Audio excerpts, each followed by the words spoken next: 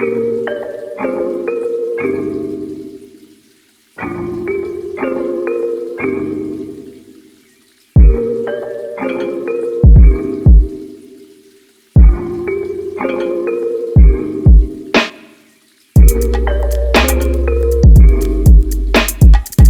I'm thinking, I look over there all the time. If anyone notices. Every time I do videos, I'm like thinking. What was the question? What is your favorite thing about the a7 IV? I told you the flip out screen with a full frame. You said a bunch of other shit. Yeah.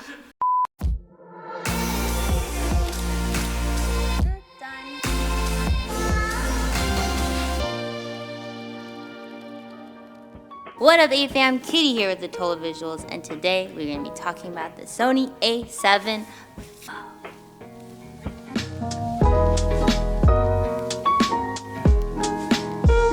My favorite thing about the Sony a7 IV would have to be that it goes well with my G Master lenses.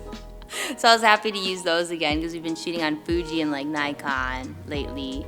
So it was good to bring those back, and the fact that it has a flip out screen with full frame, that was really nice. I love the new Sony menu. Thank you, Jesus. We've been waiting for that for, I feel, centuries. But even though there is still a new menu, I couldn't figure out where to find the picture profiles. So to be honest, I don't know what picture profile I shot on through the whole course of this testing. But either way, it still turned out really good, and I liked how the images look at the end of the day. What is your favorite thing about the a7 IV? I told you the flip out screen with a full frame. You said a bunch of other shit.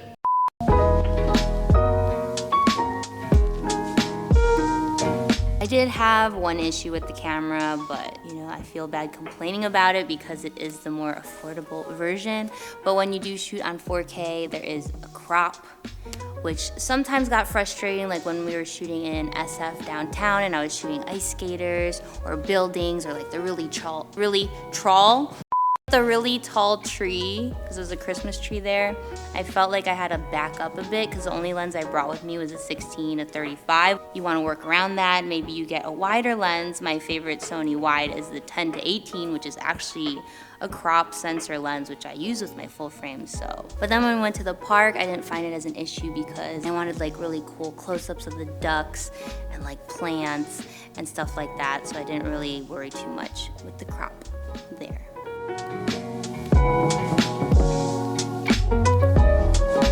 The camera does inspire me to shoot. I feel like every camera inspires me to shoot, but especially when I have a lot of fun with it, and especially when it has things that my prior cameras that I'm used to shooting doesn't have, so that's what makes it more exciting.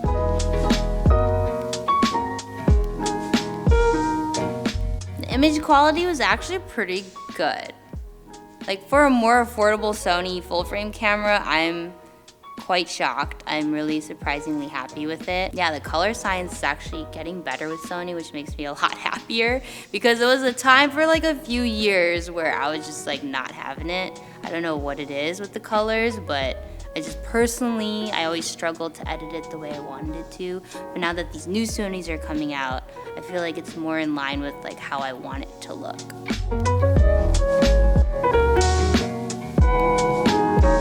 Back to the lenses. The lenses I shot with over the course of the testing was, they sent me a 16-35 lens, which I love 16-35 lenses. It's a G Master.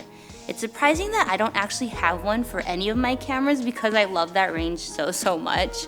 I think it's time I should probably buy one. And then I used my 24-70, which I've been using for years.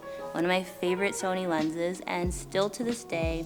And then I also shot with the Sony 10-18, which is the crop lens, which was helping with the 4K crop. Just those three. That's all you really need.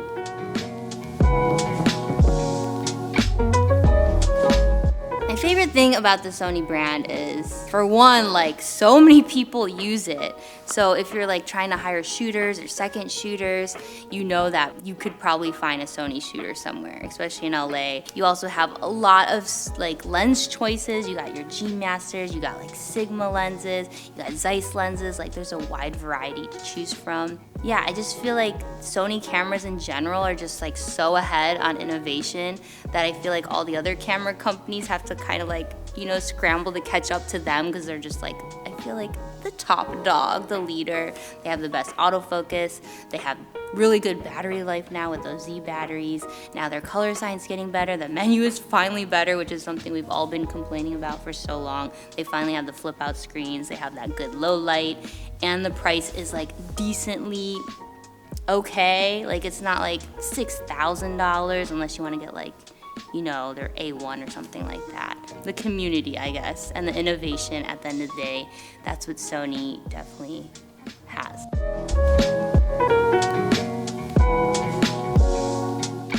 I really think the a7 IV is worth the investment. I feel like personally, I want to get a new Sony because I have the a7R2, I have the a7R3, and I haven't really updated since then, but I've been testing Sonys like here and there and kind of deciding like what my newest Sony's gonna be.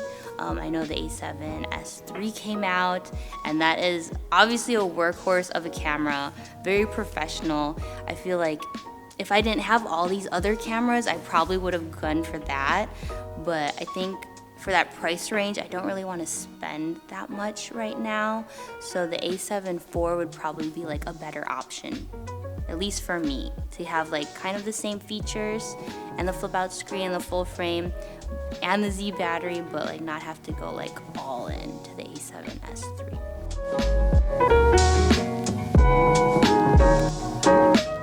So if the a7 IV came out, what would I like to see?